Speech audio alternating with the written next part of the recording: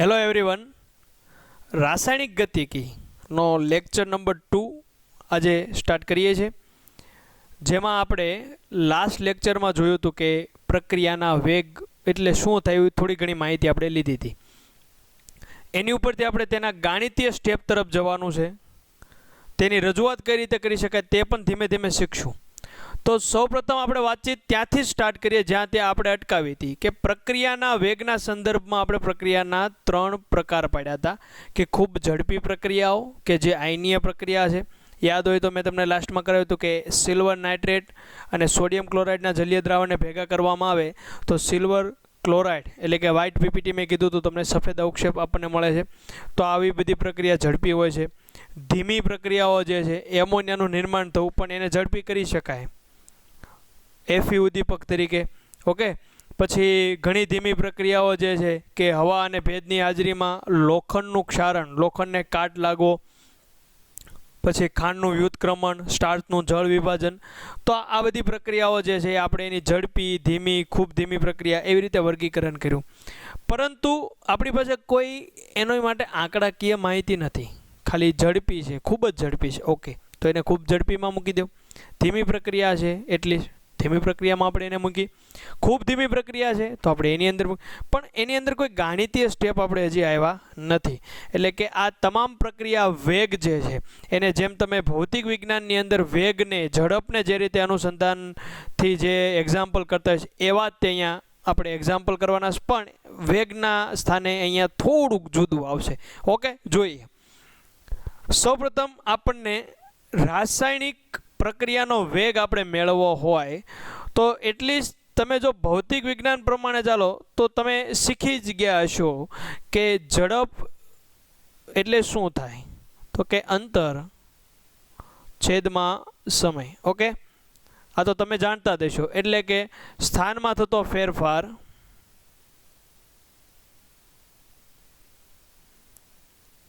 અને છેદમાં તેની માટે લીધેલ સમય.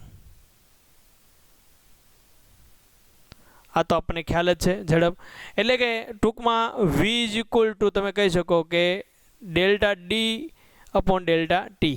ઓકે, તો આ તમે જોયું હશે કે જે તે પ્રક્રિયા જે થતી હોય ભૌતિકી રીતે એની માટે.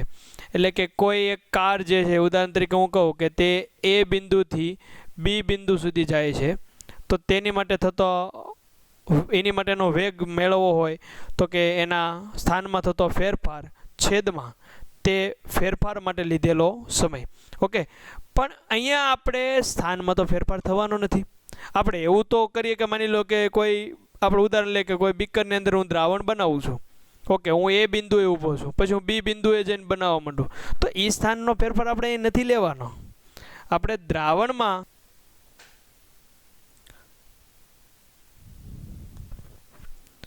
તો આપણે અહીંયા તો સાંદ્રતા બદલાશે ને, જે તે ઘટકની સાંદ્રતા બદલાશે.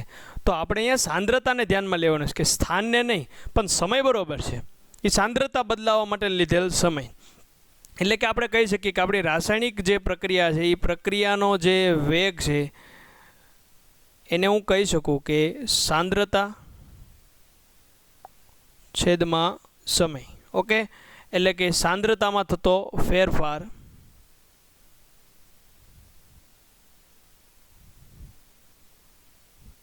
અને છેદમાં તે ફેરફાર જે થયો છે એની માટે લીધેલ સમય. ઓકે, એટલે કે શું થયું, delta C upon delta T. એટલે કે C2 minus C1 upon T2 minus T1. Okay, તો આ થયું ને. એટલે કે અહીંયા આપણો જે પ્રક્રિયા વેગ છે તે સાંદ્રતા અને સમયને ધ્યાનમાં લે છે. એટલે કે સાંદ્રતામાં થતો ફેરફાર અને છેદમાં સમય.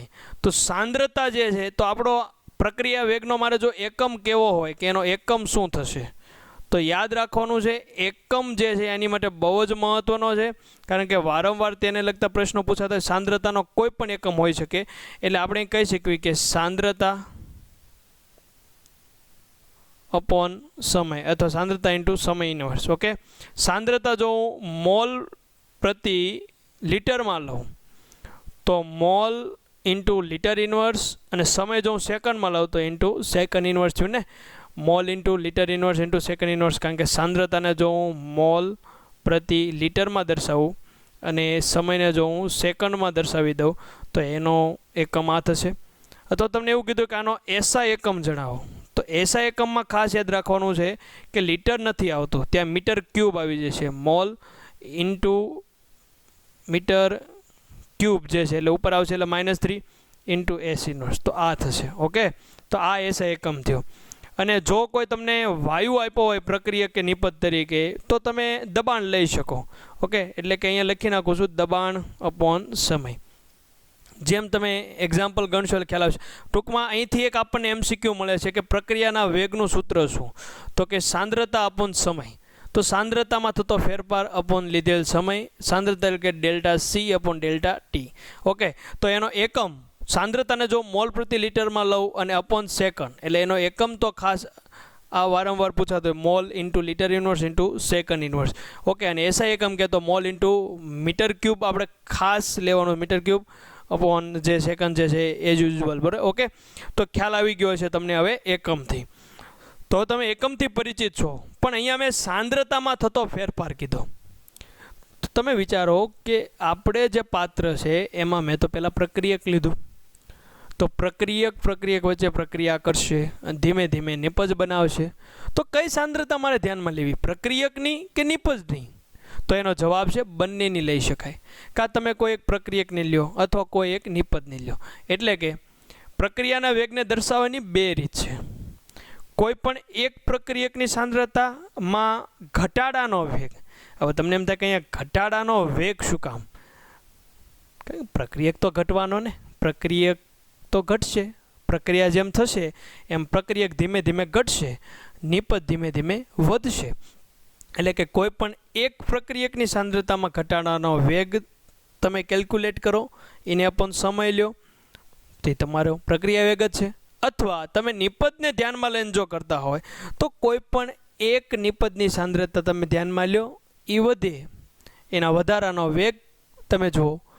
તો બે રીત છે. ઓકે, પ્રક્રિયાના વેગને દર્શાવવાની બે રીત, પ્રક્રિયકની દ્રષ્ટિએ અને એક નિપજની દ્રષ્ટિએ. જો તમે પ્રક્રિયકની દ્રષ્ટિએ દર્શાવો છો તો યાદ રાખવાનું છે તેમાં ઘટાડાનો વેગ છે, એટલે કે કેટલો ભાગ ઘટ્યો. જો તમે નિપજની દ્રષ્ટિએ દર્શાવો તો તેમાં વધારાનો વેગ છે, કેટલો ભાગ વધ્યો. ટૂંકમાં તમારે અહીંયા કોઈ પણ એક્ઝામ્પલ હોય અથવા કોઈ પણ તમે લેબની અંદર કામ કરતા હોય તો શું કરવાનું છે, સમયને ધ્યાનમાં લઈને કોઈ એક સમયે માની લો કે હું એમ કહું કે અત્યારે 0 સમય હું કોઈ એટલે કે અત્યારે સેમ્પલ લઉં છું ને 0 સમય કહી દઉં તો માની લો કે એની સાંદ્રતા x છે. પછી 10 મિનિટ પછી હું ફરીથી પ્રક્રિયકની સાંદ્રતા તપાસું તો માની લો ઘટીને y થઈ છે, તો આ થયું. તો y - x જ તમારે કરવાનું છે, last minus first. Okay, C2 - C1. તો આ થયું પ્રક્રિયાના વેગને દર્શાવવાની બે રીત, એક પ્રક્રિયકની સાપેક્ષે, એક છે નિપજની સાપેક્ષે. ઓકે, તો હવે આને આપણે પ્રક્રિયક અને નિપજને લઈને જ સમજીએ કે જેથી આપણે ગાણિતીય સ્ટેપ સુધી પહોંચી શકીએ. ઓકે, તો ગાણિતીય રીતે જોઈએ તો માની લો કે મારી પાસે કોઈ એક પ્રક્રિયક છે જેને રિએક્ટન્ટ એટલે કે હું R વડે દર્શાવું અને તેની વચ્ચે પ્રક્રિયા થઈને નિપજ એટલે કે પ્રોડક્ટ બને છે, એટલે કે R2P. ઓકે,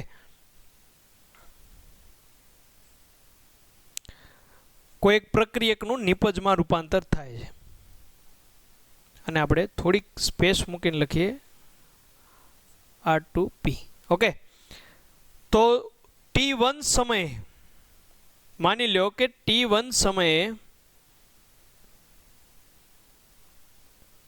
ડિફરન્ટ કલર રાખીએ એટલે ખ્યાલ આવશે. T1 સમયે મારી પાસે પ્રક્રિયક R1 હતો, ત્યારે નિપજ હું કહું કે P1 છે. ઓકે, અને T2 સમયે પ્રક્રિયક મારી પાસે R2 જેટલી સાંદ્રતામાં છે અને નિપજ મારી પાસે P2 જેટલી સાંદ્રતામાં છે. ઓકે,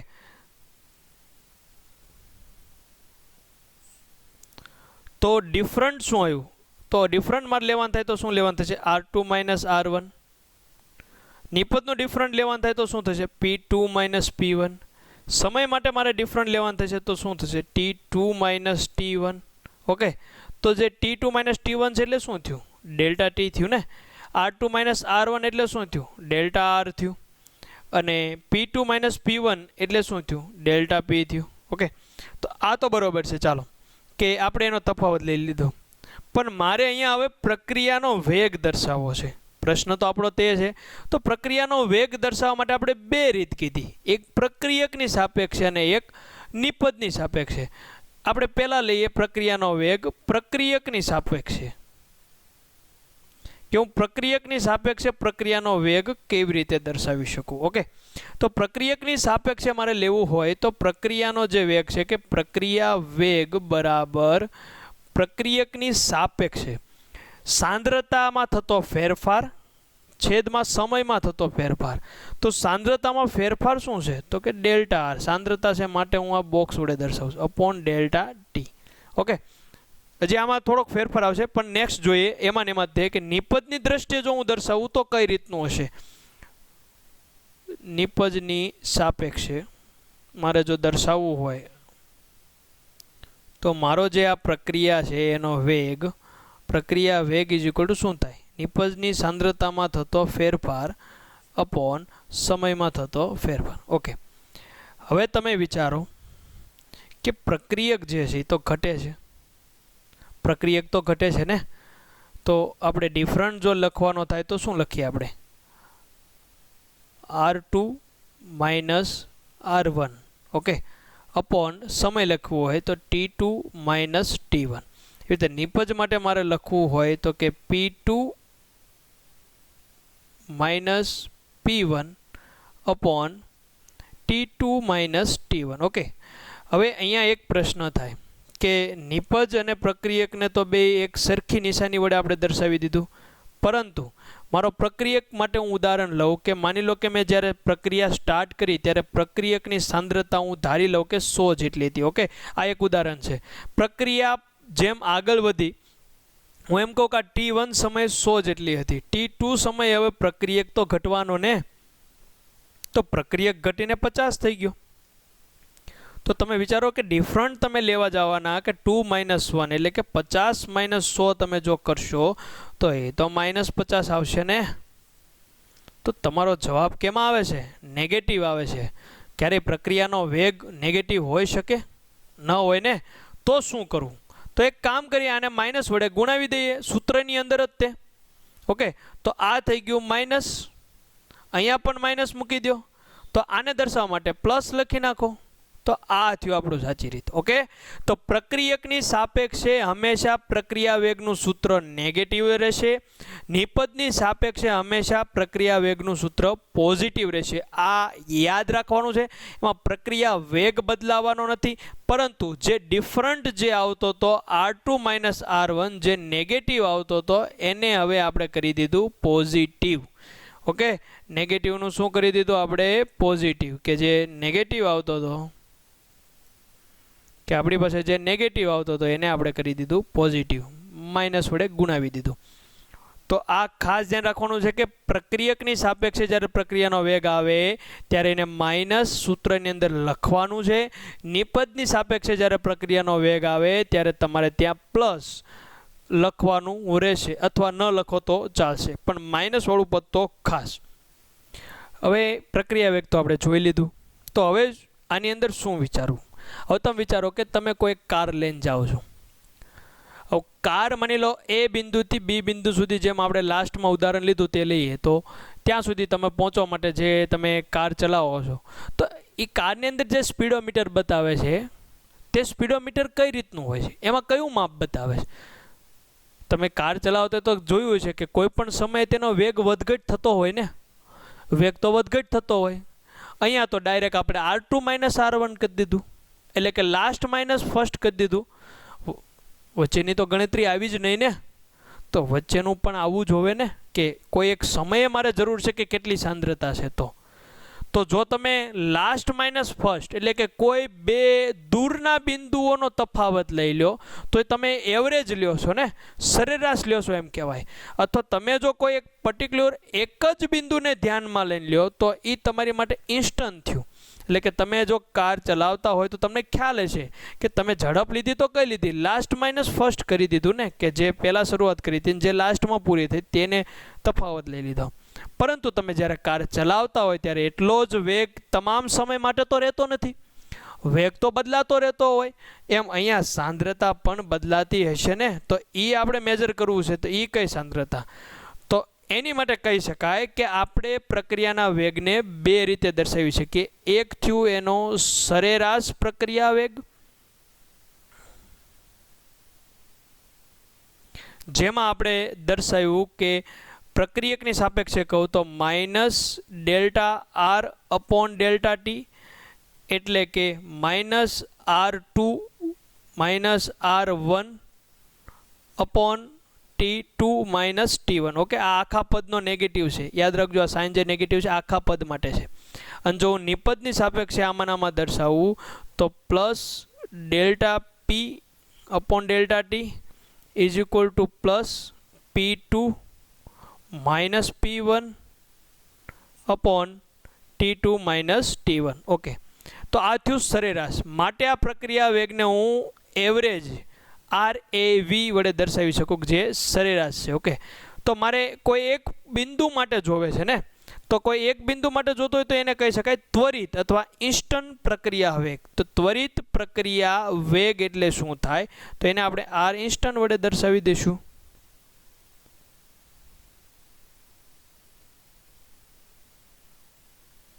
કે આને વ્યવસ્થિત અહીંયા લખી નાખીએ.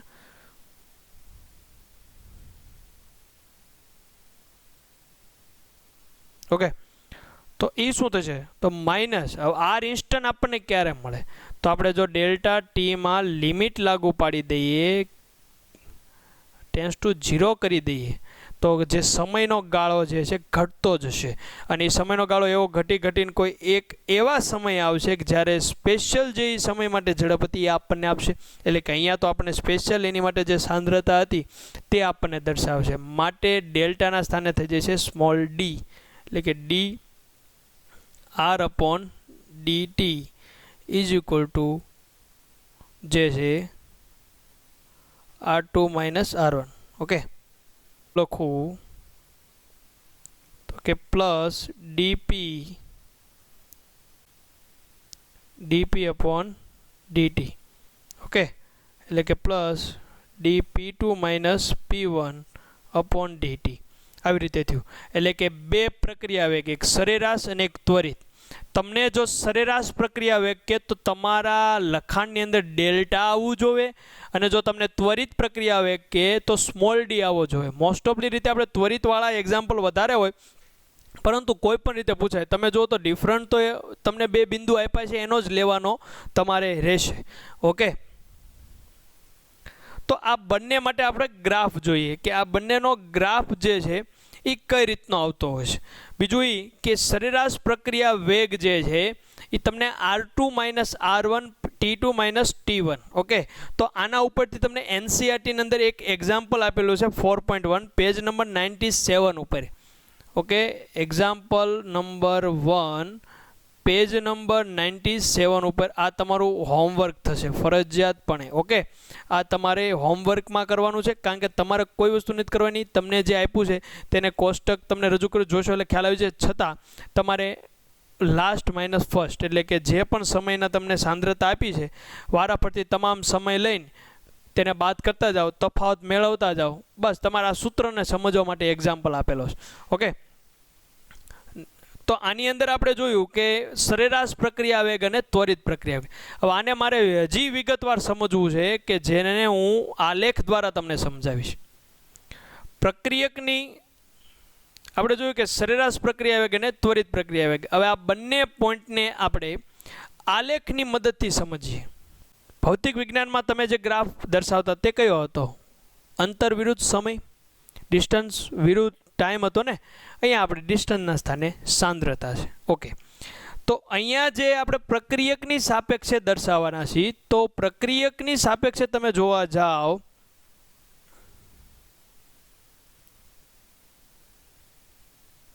તો પ્રક્રિયકની સાંદ્રતા તો ધીમે સમય જતા તો ઘટે છે.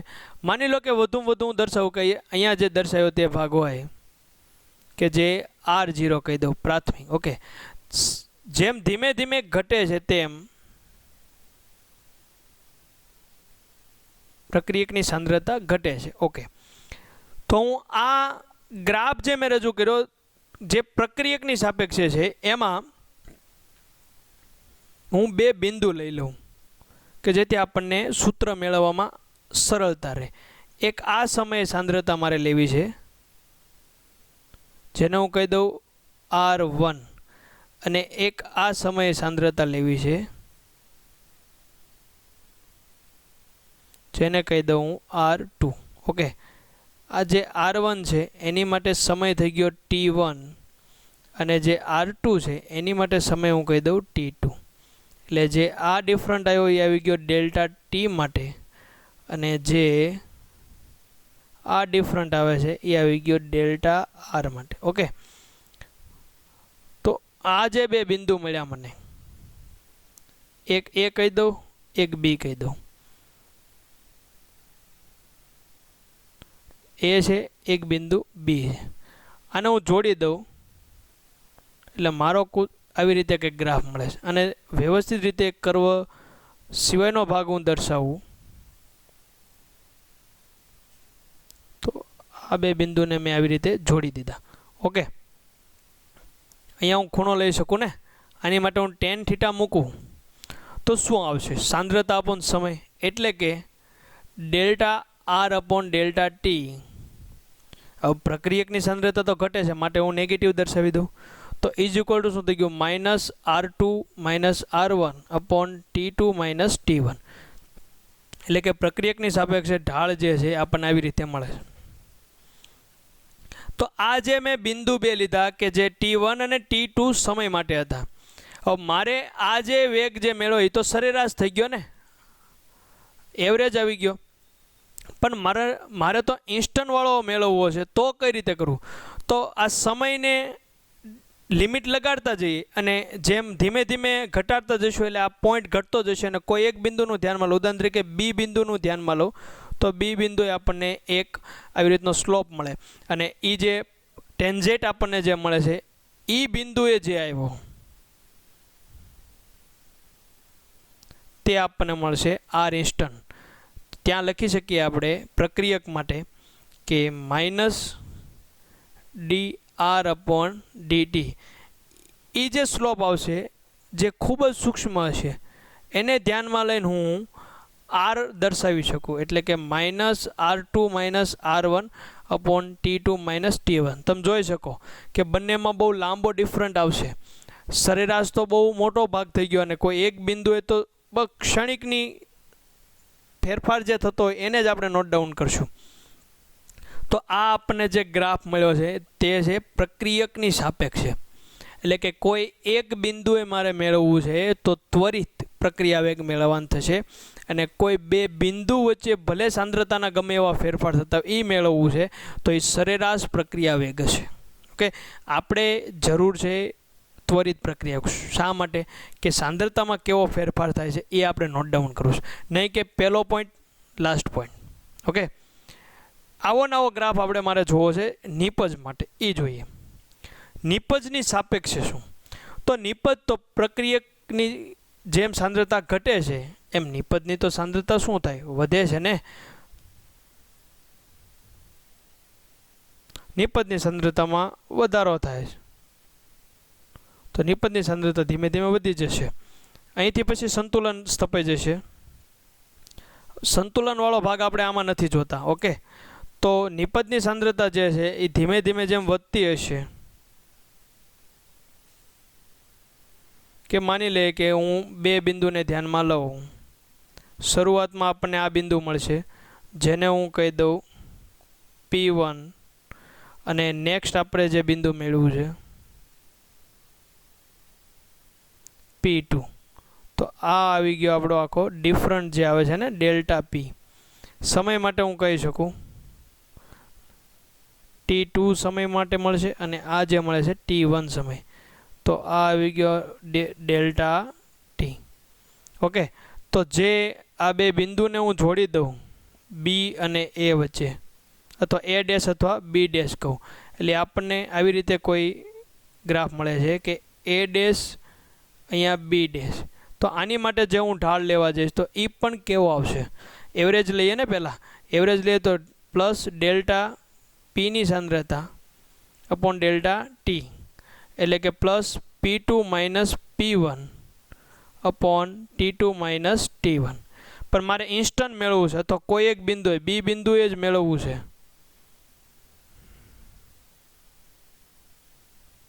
તો શું મળશે મને, આર ઇન્સ્ટન્ટ મળશે, ત્વરિત પ્રક્રિયા વેગ મળશે, plus DP upon DT. Okay, એટલે કે P2 minus P1 upon T2 minus T1. તો આ થયું પ્રક્રિયકની સાપેક્ષે અને નિપજની સાપેક્ષે બંને ગ્રાફ દ્વારા આપણે સમજ્યા. જેમ નિપજની અંદર ગ્રાફ જોઈએ તો ધીમે ધીમે એની સાંદ્રતા વધતા સમય પસાર થતાં તેની સાંદ્રતા વધે છે, માટે ગ્રાફ ઉપરની તરફ ચડે છે અને પ્રક્રિયકનો ગ્રાફ નીચેની તરફ આવે છે. એટલે કે આનો જે ઢાળ છે એ આપણે પ્લસ આવ્યો. ઓકે, તો હવે બંને માટે હું દર્શાવું તો કઈ રીતનું હશે. જો આ તમામ ગ્રાફની માહિતી તમને સમજાવવાનું કારણ એ કે તમે વિગતવાર સમજી જાઓ. બીજું કે અત્યારે તમે સમજો તો તમને એમ થશે કે હજી થોડું ઘણું આપણને ન ખ્યાલ, પણ તમે જેમ એક્ઝામ્પલ આના સોલ્વ કરશો તો તરત ખ્યાલ આવી જશે તમને. એટલે તમારે ગ્રાફ પણ નોટ ડાઉન બુકમાં કરવાનો છે ફરજિયાતપણે. એટલે અમુક જે માહિતી તમે માની લો કે એનસીઆરટીમાં તમે એમ કહો સાહેબ લાઇન ટુ લાઇન ન પણ હોય, એનું કારણ એ કે જે યોગ્ય છે, જે રીતે મને એમ લાગે છે કે આ યોગ્ય છે એ રીતે હું તમને સમજાવું છું. અને બીજું એ કે તમામ પોઈન્ટ જે છે એ આપણે કવર કરવી જ છીએ, પણ વિગતવાર રીતે. એટલે એમાં જે લાઇન આપી છે એને હું તમને ગ્રાફના સ્વરૂપમાં લઈ જાઉં છું. અમુક ગ્રાફ તો આપ્યા જ છે, એવું નથી કે નથી આપ્યા, પરંતુ એને હજી આપણે વિગતવાર લઈએ છીએ કે જેથી આપણો પોઈન્ટ જે છે આપણા મગજની અંદર ક્લિયર થઈ જાય. ઓકે, તો હું જો પ્રક્રિયાનો વેગ જે છે પ્રક્રિયક અને નિપજ બંનેની સાપેક્ષે કહું તો પ્રક્રિયકની સાંદ્રતા જેમ ધીમે ધીમે ઘટવાની છે તેમ નિપજની સાંદ્રતા ધીમે ધીમે વધવાની છે. એટલે કે કોઈ એક સમય એવો આવશે કે બંનેની સાંદ્રતા એક સરખી હશે. જો હું પ્રક્રિયકની સાંદ્રતા આર અને નિપજની સાંદ્રતા પી કહું તો આર અને પી કેવા થઈ જશે, અહીંયા સમાન થઈ જશે.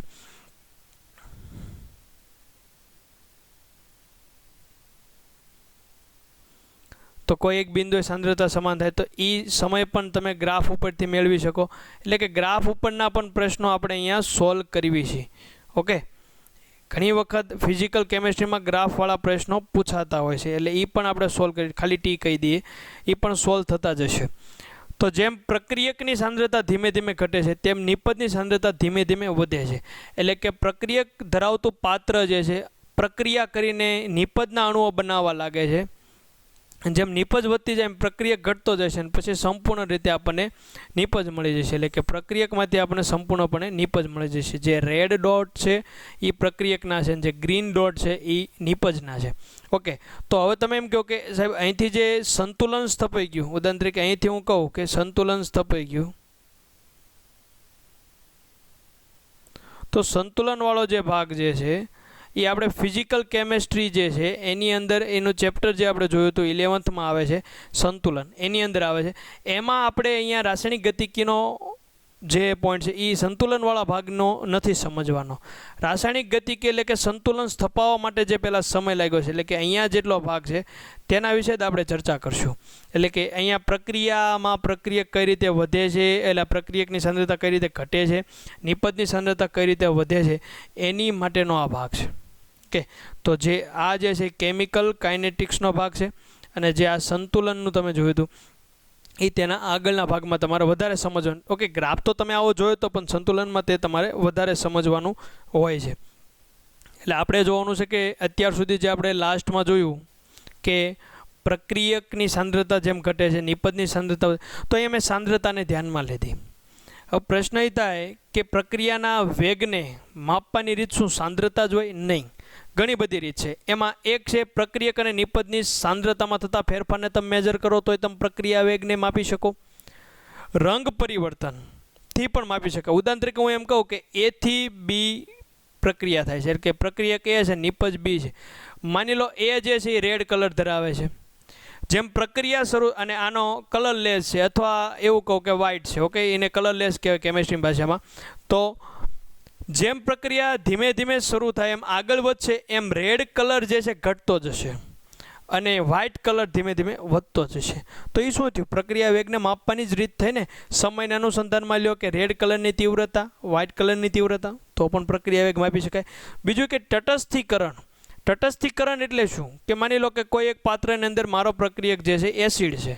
હવે આ એસિડની અંદર હું બેઝ એડ કરતો જાઉં તો શું થાય? Acid plus base is equal two શું મળે મને? Salt plus water. ઓકે, પરંતુ હું બેઝ વધુ પ્રમાણમાં ઉમેરું, વધુ માત્રામાં બેઝ ઉમેરતો જાઉં તો શું થાય? એસિડ તો ન્યુટ્રલાઇઝ થતું જાય કે એસિડ સામે બેઝ જેટલું તો એટલું ન્યુટ્રલાઇઝ થતું જાય, પણ હવે બેઝ વધે છે એટલે તમારું દ્રાવણ જે પહેલાં એસિડિક હતું એનું કેવું બની ગયું? હવે એ બેઝિક બનવા લાગે. તો એ પણ એક પ્રક્રિયા થાય છે, એને માપવાની જ રીત થઈ. ઓકે, કદનો ફેરફાર અને દબાણનો ફેરફાર આ વાયુ પ્રક્રિયકો માટે છે. વાયુ પ્રક્રિયક જ્યારે હોય ત્યારે એની અંદર એનું કદ મેજર કરવામાં આવે છે અથવા તેનું દબાણ, કારણ કે સાંદ્રતાના સ્થાને વાયુ જે આવે એટલે કે વાયુમાં સાંદ્રતાના સ્થાને દબાણને મેજર કરવામાં આવશે અથવા તેના કદને. ઓકે, તો કદનો કેટલો ફેરફાર થયો, દબાણનો કેટલો ફેરફાર થયો, તો એનાથી પણ પ્રક્રિયા વેગ મેળવી શકાય છે. ઓકે, તો ફર્સ્ટથી આપણે જે જોયું તે ફરી વખત તમને યાદ કરાવી દઉં કે સૌપ્રથમ આપણે પ્રક્રિયાના વેગના સંદર્ભમાં પ્રક્રિયાના પ્રકાર વિશે માહિતી લીધી. તેના પછી ઝડપને સૂત્ર આપણે જોયું અને એની ઉપરથી પ્રક્રિયા વેગનું સૂત્ર લાવ્યા. પછી તેની સાંદ્રતા અપન સમય ઉપરથી તેનો એકમ લાવ્યા. પ્રક્રિયા વેગને દર્શાવવાની બે રીત જોઈ, પ્રક્રિયકની સાંદ્રતાની સાપેક્ષે, નિપજની સાંદ્રતાની સાપેક્ષે. ગાણિતીય મેથડ માટે આપણે પ્રક્રિયા જોઈ. એવી રીતે ત્વરિત અને સરેરાશ પ્રક્રિયા વેગનો તફાવત સમજ્યા કે સરેરાશ જે છે એ લાસ્ટ અને ફર્સ્ટ વચ્ચેનો સીધો જ ડિફરન્ટ છે, જ્યારે ત્વરિત કોઈ એક જ સમય માટે છે. એટલે કે માની લો કે હું એ બિંદુથી બી બિંદુએ પહોંચું છું તો આની માટે નથી પ્રક્રિયા વેગ. એથી બી જો આવે તો એ આર એવરેજ છે અને જો આ જ બિંદુ માટે આવે તો આર ઇન્સ્ટન્ટ છે. ઓકે, આ ખાસ. પછી આપણે બંનેના ગ્રાફ જોયા, પ્રક્રિયકની સાપેક્ષે, નિપજની સાપેક્ષે. પછી લાસ્ટમાં પ્રક્રિયક અને નિપજ બંનેની માટેના ગ્રાફ જોયા. માપવાની રીતો બીજી કઈ કઈ હોય? આપણે તો સાંદ્રતાને ધ્યાનમાં લીધું, પણ રંગ પરિવર્તનથી પણ માપી શકાય, તટસ્થીકરણ કરીને પણ માપી શકાય, કદ અને દબાણના ફેરફાર માટે વાયુ પ્રક્રિયક હોય તો માપી શકાય છે. ઓકે, તો જે પણ હું લેક્ચરની અંદર તમને આ નોંધ કરાવું તમારે લખવાની છે. બીજું એ કે તમે જો વિડીયો શરૂ હોય ત્યારે ન લખો તો ચાલશે. એનું કારણ એ કે તમે જે મેં આ PDF ડાઉનલોડ કરી શકશો, મેં જે આ વર્ક કર્યું છે ઓન સ્ક્રીન ઉપર તમે જે જુઓ છો તેની તમને PDF નોટ્સ વિડીયોના ડિસ્ક્રિપ્શનમાં મળી જશે. ઓકે, તેને તમે આસાનીથી ડાઉનલોડ કરી શકશો. બીજું એ કે આપણે જે પોઈન્ટ સમજ્યા છે એને લગતા કેવા પ્રશ્નો પૂછાતા હોય છે એની DPP તમને મળશે. એ પણ તમારે ડાઉનલોડ કરવાની રહેશે, એ પણ તમારે પોઈન્ટની સાથે નોંધ કરવાની છે. બીજું એ કે ઘણા સ્ટુડન્ટ કહેતા હોય છે કે સર નોટ કઈ રીતે બનાવી, તો આજે એ તમારા મનનો પ્રશ્ન હું ક્લિયર કરી દઉં. હું તમને જે રીતે કેમિકલ કાઇનેટિક્સ આપણે શરૂ કર્યું છે ત્યારથી કહું છું કે એક પોઈન્ટ સમજાવું છું, પોઈન્ટને લગતી નોંધ કરાવું છું, બીજું કે એની DPP આપું છું. તો તમારે આ જ ક્રમમાં ચાલવાનું છે કે પોઈન્ટ લો, નોંધ કરો, પહેલાં વિડીયો લેક્ચર જુઓ, એની નોંધ તમે પહેલાં કરવી હોય તોય ભલે, NCERT વાંચી લેવી અથવા તમે કોઈ પણ બીજી બુક્સ ફોલો કરતા એ વાંચી લેવી તોય ભલે, એમાંથી થોડીક નોંધ મેળવી લો, આમાંથી નોંધ મેળવી લો અને કમ્બાઈન કરીને એક તમારી બુકમાં લખી લો. પછી એને લગતા પ્રશ્નો તો DPP તો હું આપું જ છું, સોલ્વ કરો. ઓકે, નેક્સ્ટ આપણે જોઈશું આ પ્રક્રિયા વેગને દર્શાવવાની રીત.